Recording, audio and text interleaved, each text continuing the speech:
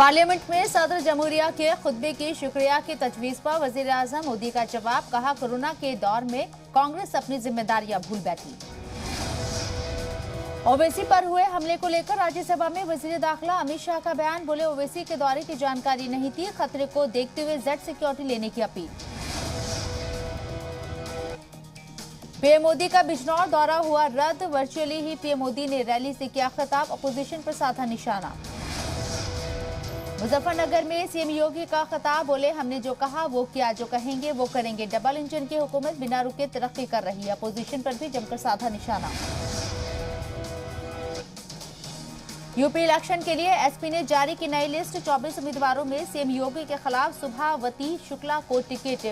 विश्वनाथगंज से सौरभ सिंह, रानीगंज से आरके वर्मा, नंदिता शुक्ला, समेश चंद्र, गौतम भी बने उम्मीदवार। यूपी इलेक्शन के लिए कांग्रेस ने जारी की नई लिस्ट। 28 सीटों पर उम्मीदवारों के नामों का ऐलान। अमेठी से आशीष शुक्ला, पडरौना से मोहम्मद जहीरुद्दीन, कुंटा से योगेश यादव को दिया टिकट। राज्यसभा में बुलबुले हिंद लता मंगेशकर को पेश किया गया खराज अकीदत। नायब सदर जमहूरिया वेंकैया नायडू ने पढ़ा ताज़ियती पैगाम। पंजाब के बाद उत्तराखंड में दिल्ली के सीएम अरविंद केजरीवाल का बड़ा इंतखाबी वादा। हरिद्वार में बोले केजरीवाल, सरकार बनी तो हर खातून को 1000 रुपये महीना देंगे। गोवा के दौरे पर कांग्रेस के जनरल सेक्रेटरी प्रियंका गांधी बोली, कुछ खास लोगों के लिए काम कर रही है बीजेपी। पी चिदम्बरम का टीएमसी पर वोट तकसीम करने का इल्जाम। यूपी के लिए बीजेपी कल जारी करेगी संकल्प पत्र। अमित शाह, धर्मेंद्र प्रधान और सीएम योगी समेत कई लीडरान रहेंगे मौजूद। किसान, नौजवान और खवातीन पर रहेगा फोकस। हिजाब मामले पर कांग्रेस एमएलए कनीस फातिमा की क़यादत में बड़ा मुजाहिरा। हजारों की तादाद में सभी मज़ाहिब के लोग हुए शामिल। फातिमा ने कहा, ये हिंदू मुस्लिम का नहीं, आईनी हक का है मामला। खातून तंजीमें भी एहतजाजी बेटियों के हक में उतरी। बेंगलुरु में एनडब्ल्यूएफ की जिम्मेदारा ने हुकूमत और इंतजामिया पर उठाए सवाल। सियासी मफाद के लिए आपसी भाईचारा बर्बाद करने का इल्जाम।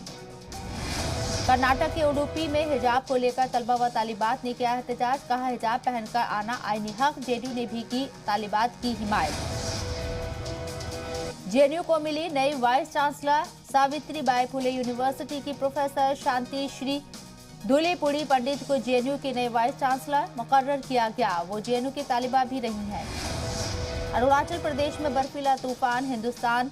हिंदुस्तानी फौज का गश्ती दस्ता लापता। गुज़िश्ता रोज से 7 फौजी लापता। सर्च ऑपरेशन जारी। जम्मू कश्मीर में हिफाजती दस्तों को बड़ी कामयाबी। अवंतीपोरा में एक दहशतगर्द को किया ढेर। इलाके में सर्च ऑपरेशन जारी। हिंदुस्तान की जीत में स्पिनर यजुवेंद्र चहल का रहा बड़ा ताउन। चुने गए प्लेयर ऑफ द मैच।